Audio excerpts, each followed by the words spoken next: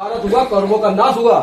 आज द्वापर युग में आज कृष्ण जी की नगरी वृंदावन से अलंकार अग्नोत्री जी के रूप में हमें अर्जुन मिले हैं और आज ये कौरवों का नाश होगा और सत्य और धर्म स्थापित होगा। बोलो बांके बिहारी लाल की जय, राधा रानी की जय, जय परशुराम, जय परशुराम, जय भवानी, जय भवानी। बताइए, आज आपने वृंदावन नगरी से एक नई पार्टी की घोषणा की है। कौन सी पार्टी है, क्या नाम है और आगे क्या प्रारूप रहेगा? ये राष्ट्रीय अधिकार मोर्चा, जिसका कि जो एक्रोनिम शॉर्ट फॉर्म है R.A.M, जो रामचंद्र जी से जो एक तरीके से जो हमारा लगाव है, हमारा संवैधानिक व्यवस्था है, जो भाग 3 जो मूल अधिकार, तो उसी से प्रेरित होकर ये राष्ट्रीय अधिकार जो हमारे मूल अधिकारों को इस जो सरकारी व्यवस्था ने हनन किया है, जो सनातनी लोगों के, तो राष्ट्रीय अधिकार और उन मूल अधिकारों को प्राप्त करने के लिए जो मोर्चा गठित हो रहा है, हम लोग का पूरे देशव्यापी मोर्चा, उसके क्रम में ये नाम आया है राष्ट्रीय अधिकार मोर्चा। इसमें हमारा जो हमने एक जो अपना फ्लैग है उसको डिज़ाइन किया है, उसमें आप देखेंगे कि बांसुरी बंसी भी है और कृष्ण भगवान का प्रतीक है। हम लोग बांके बिहारी जी की नगरी में बैठे हुए हैं। इसी के साथ धनुष वो श्री राम जी का प्रतीक है। हमारे जो संविधान के भाग 3 में श्री राम जी हैं, तो मूल प्रतिलिपि में अगर किसी ने देखा हो, ध्यान दिया हो, तो श्री राम जी हैं। और भाग 4 भारत के जो संविधान के नीति निर्देशक तत्व हैं, उसमें श्री कृष्ण जी गीता का उपदेश दे रहे हैं। ऐसे में जो हमारा जो पूरा जो ये फ्लैग है, जो उसको देखेंगे, जो झंडा जो हम लोगों ने जब डिज़ाइन किया है, ये भारत के संविधान की मूल आत्मा को प्रदर्शित करता है। हमारे देश में जिस तरीके से जनतंत्र की जो जनतंत्र जो हनन हुआ है, हमारा जनतंत्र खत्म हो चुका है, जनप्रतिनिधित्व जो है खत्म हो चुका है, हमारी जनता की आवाज़ सुनने वाला कोई नहीं है।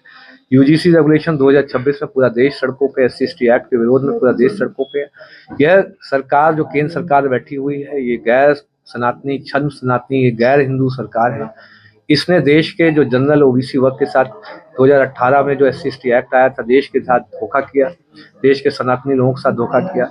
इसी तरीके से देश में बहुत ही सोची समझी सुनियोजित साजिश के तहत देश का जो ताना बाना है सनातनी लोगों का, जिसमें सब लोग हम लोग प्यार से रहते हैं, यूनिवर्सिटी में बड़े प्यार से पढ़ते हैं, संस्कार लेने जाते हैं, उस ताने बाने को छिन्न भिन्न करने के लिए इसने जनरल OBC, जनरल SC/ST को लड़ाने के लिए यूजीसी रेगुलेशन जो जातिवादी एक मानसिक आतंकवाद स्थापित करने के लिए लाए हैं, उस पर भी जो देश के जनप्रतिनिधियों का जो है मुंह अभी तक बंद है। हम लोगों को स्वयं, पूरे समाज को, यह सरकार न हमारी है, न पूरा सिस्टम हमारा है। सिस्टम से बाहर आकर मैं स्वयं आ चुका हूं, मैंने इसीलिए इस्तीफा दिया था। हम लोग एक विकल्प के तौर पे, राष्ट्रव्यापी विकल्प के तौर पे, राष्ट्रीय विकल्प के तौर पे जो अपने अधिकारों को लड़ने के लिए जो मोर्चा स्थापित किया है, इस क्रम में इसका पूरा नाम राष्ट्रीय अधिकार मोर्चा स्थापित हुआ। ब्रज को ही क्यों चुना आपने? ब्रज देखिए, बांके बिहारी हमारे जो मूल में, संविधान की आत्मा में, कृष्ण भगवान जो भारत के नीति निर्देशक तत्व कि भारत की जो राज्य है उसको कैसे लोगों के लिए क्या क्या काम करने चाहिए, तो जब कृष्ण भगवान ही गीता का उपदेश दे रहे हैं, तो वहाँ से बांके बिहारी जी और हमारे, क्योंकि धनुष जो आपने देखा होगा, हमारे जो फ्लैग, हमारा जो झंडा है, उसमें धनुष भी है। धनुष इसलिए, धनुष श्री राम जी का प्रतीक है। धनुष श्री राम जी हमारे मूल अधिकारियों में है।